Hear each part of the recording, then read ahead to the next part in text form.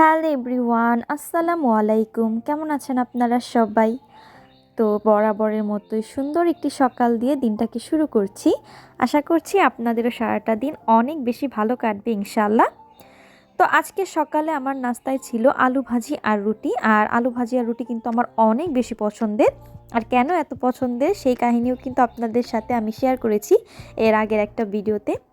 তো সকালবেলা মিষ্টি রোদে বসে আসলে খুব মজা করে নাস্তাটা করে নিচ্ছিলাম পছন্দের খাবার দিয়ে। আর সাথে এক কাপ চা না হলে তো হয়ই না। শীতের সকালে এক কাপ চা মানে সারাদিনের প্রশান্তি। তো আমি এখানে নিজের জন্য খুব সুন্দর করে এক কাপ চা বানিয়ে নিয়েছি।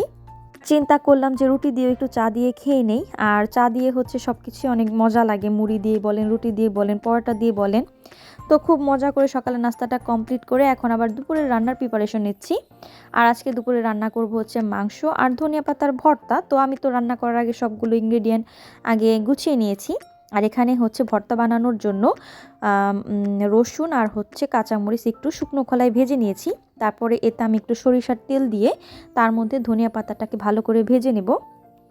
এভাবে শুকনো খোলায় প্রথমে কাঁচামরিচ আর রসুন টেলে নিয়ে তারপরে ধনিয়া পাতাটাকে ভেজে ভর্তা করলে কিন্তু অনেক মজা হয়। আর এরপর আমি মাংসটাকে চড়িয়ে দিয়েছি। তো প্রথমে তেলের মধ্যে গরম মশলা দিয়ে তারপরে পেঁয়াজ মরিচ দিয়ে সুন্দর করে মশলাটাকে আগে কষিয়ে নেব। কারণ মশলা কষানো যত ভালো হবে মাংস রান্নাটা কিন্তু তত বেশি মজা হবে। তো যখন দেখতে পাবো যে মশলাটা খুব সুন্দর করে কষানো হয়ে গেছে তখন আমি এতে মাংস অ্যাড করে দিব। আর মাংস অ্যাড করার পরেও আমি অনেকক্ষণ এটাকে কষিয়ে নেব। আর ভালো মতো যখন কষানো হয়ে যাবে তখন আমি ঝোলের জন্য পানি দিয়ে এটাকে বসিয়ে রাখবো। আর এরই মাঝে আবার আমি একটু পাতাটা বেটেও নিব। আর দুপুরবেলাতে এই তো খাওয়ার জন্য বসে গেছি। প্রথমে ধনিয়া পাতার ভর্তা দিয়ে ভাতটা খাচ্ছিলাম। আর অনেক মজা হয়েছিল আসলে ভর্তাটা। এভাবে ভর্তা করলে কিন্তু খুব ভালো লাগে। আর ভর্তা দিয়ে খাবার পরে এখানে আমি মাংস দিয়ে খেয়ে নিয়েছিলাম। আর আজকের মাংসটা আমি একদম ভুনা ভুনা করে রান্না করেছি, মানে ঝোল করিনি, একদম মাংসের সাথে গামাখা গামাখা একটা ঝোল টাইপ করেছিলাম। আর এভাবে মাংস রান্না করলেও কিন্তু মজা লাগে।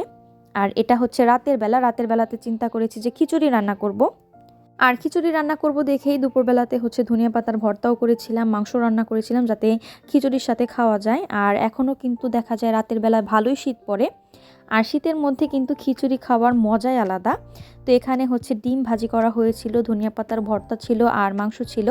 আর সাথে ছিল গরম গরম ধোয়া ওঠা খিচুড়ি, যেটা মানে দেখতেই অনেক বেশি লোভনীয় লাগছিল আর খেতে তো অনেক বেশি মজা লাগছিল। তো আমি খুব সুন্দর করে আমার প্লেটটা এখানে সাজিয়ে নিয়েছি। আমার কাছে মনে হয় যে খাবারের আগে সুন্দর করে যদি প্লেটটাকে একটু সাজিয়ে নিয়ে যায় তাহলে কিন্তু খাবার তৃপ্তিটা আরও বেশি বেড়ে যায়। তো অনেক সুন্দর করে সাজিয়ে নিয়ে এখন খেতে বসে গেছি। আর খাবারগুলো দেখতে যতটা না সুন্দর লাগছিল, খেতে তার চেয়ে কয়েক গুণ বেশি মজা ছিল। তো আমি প্রথমেই লেবু চিপে একটু ধনিয়া পাতা বাটা আর ডিম ভাজি দিয়ে খেয়ে নিচ্ছিলাম।